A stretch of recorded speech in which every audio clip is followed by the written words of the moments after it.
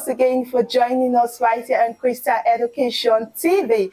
This is Gist with Stakeholders. Yes, Gist with Stakeholders is a program where we bring you challenges, all the activities happening in the education sector, and also relationship between stakeholders, teachers and students relationship, teachers and parents relationship, parent to teachers relationship. In fact, every relationship and every activity is happening within the education sector. That's what we do here. We gist with people, we gist with stakeholders, parents, teachers, anybody. We can come to you to gist with you concerning the education sector. That's what we do here. So today on Gist with Stakeholder, I have with me Barrister Christopher, the director of Jewel Modern School, Kubwa, Abuja. You're welcome to the show, sir. Thank you very much. It's an honor to have you. Thank you. First of all, let me ask you about the year in general. How has this year, before we come to the term, how has this year been for you? Would you say it's joyous? Have you been patient? Have you been peaceful? How would you define the year in general? Well, I wouldn't say it is joyous.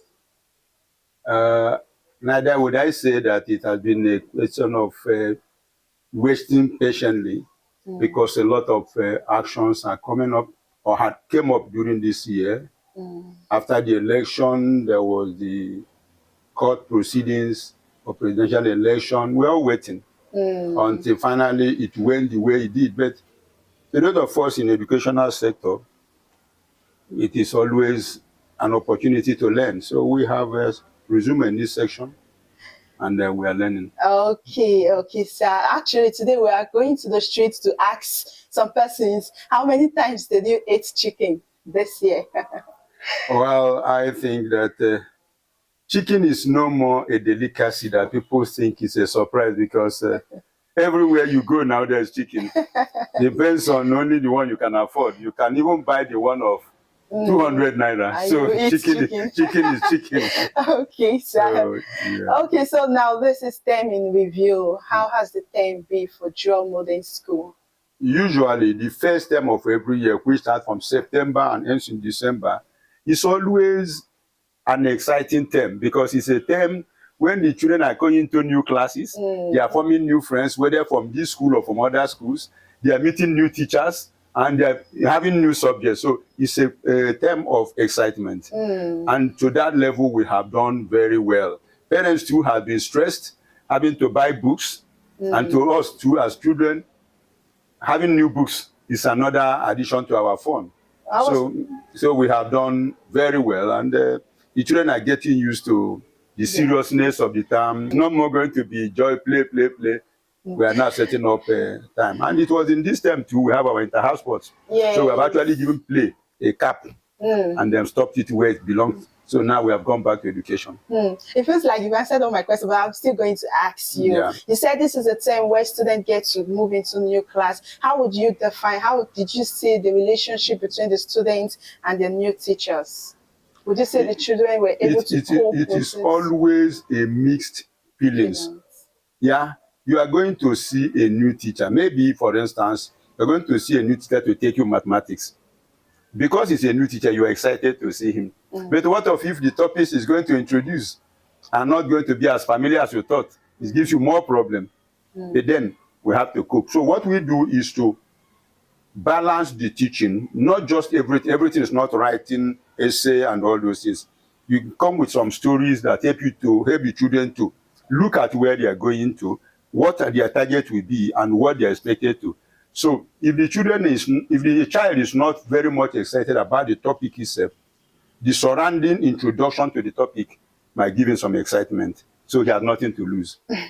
Okay, so I know I could remember vividly last term, before this term, we faced challenge in the education sector. In fact, the whole country faced challenge of fuel subsidy. Yeah. So this time now coming back, would you say you lost most of your children, or there was a way you were able to gain more? Yes, I think there can be no way we can gain more. Okay. It's like all of us are falling into a pit.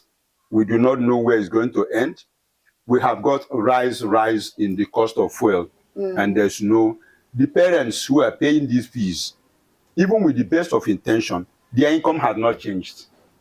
So you see that many of them may want to continue, but can they afford to continue? The answer is that a good number of them has to be lost, whether we plan it or not. Some of them have not even resumed school now because they are hoping whether something will change. And some people, even in spite of the standard you are flagging, want to go to the nearest school around them where they may have to at least remove the issue of fuel or transport cost. So it is a mixed feeling for most of us. Okay, sir. So before I move on to the next question, let's play one or two games. Or let me ask you one or two trivia questions. What's your favorite color, sir? Well, I don't have color. Okay. I don't really have color. I think that issues like colors are for children and for women. Like I'm going to buy bed sheets. I don't think of any color. If I want to buy 4, my friend give me 4, and he gives me 4. It is only the wife that knows that it should have been pink. I prefer green. For me, bed sheet is bed sheet. Bed sheet is bed sheet. So and as a school owner, the school has about 4 houses: red, yellow, blue, green, pink. I am not expected to be in any of them. All of them are my children. So whoever wins is my color, and I will dance with them. Another time, another one wins. So if I say I'm in green color, they will soon know that the director likes green. That is not the issue. I dance with whoever wins, and that is my color. Okay. What's your favorite food? Or it's not a woman thing? Well, okay. Now, if it's a woman, I like boiled yam and palm oil. Simple. I don't need to. My wife don't need to go through many halls. In short, my wife will even be annoyed because it's like I don't need to give her feeding allowance because I don't need so much. No, you just my favorite is boiled white yam, put palm oil, a little salt in it. Chicken. You have made my day. That's interesting to know, that is very much. Okay, so sir. when people start making egg sauce and all, no, they are wasting time. Okay, his favorite food is boiled yam and palm oil. Yes. So, sir, moving on with the term in review, what would you say was your most enjoyable or favorite part of the term so far? This is a term, like I said before, where you do inter-house sports competition. In short, the children are very much excited. And if I have to be their father, I am excited with the excitement. So once that week or a week before the entire you see everybody, they begin to, even this, people of the same mother start quarreling. Why are you copying our song? Why are you matching our match? You know, it makes me happy. And then on the day of inter-house sports, even as early as 6 o'clock in the morning, some children have woken up their parents. Mommy, wake up, we're going to inter-house sports. And then the climax is when at the end of the day, a house wins. And it is not the house you expected. You see children come and cling to their mother will be consoled. So I will join the mother to console those ones that lost. And that becomes my favorite. I was fortunate to be there that very day. And kudos to the Pink House, actually. The Pink House came out first. I think I was there. And it was actually a fun-filled one. This is normally like that. It's normally like that. Okay, so you said the children are approaching their examination week. So what's your message to the children out there? Well, my message to them is to remember, no matter how much we play and how many friends we have, how many biscuits we buy, the distance, the bus we use, there is a purpose for coming here. We should not miss the purpose. Otherwise, if we make too many friends and we begin to go home with our parents forgetting why we are here, we will be losers. If we also get caught up in the excitement and forget why we are here, it will not pay us well. We remember that we are here to learn. Do you have any other message you want to say to the public out there? Well, times are hard. I ask people to be a little bit humorous. Don't take everything to the extreme. Always expect that your neighbor is not a perfect person. Everybody is imperfect, and all of us are learning. We have some element of frustration right in our fingertips already. So let's not add to it. If somebody says, ask you whether you are mad, humbly said you are not mad. Don't think it's an offense because it's a question. By the time we begin to look at life like that, we are meant to be mild. And when we are mild, when we ask questions, when we answer questions, we answer with mildness, then there will be no offense taken. But when you are carrying your frustration, even when somebody wants to wave you, say he's telling me waka. It was waving, he was waving you because you're already frustrated. Okay. So let us avoid frustration as much as we can. Okay, so to hit and take. 10 plus 2 minus 1. 10 plus 2 is 12, minus 1 is 11.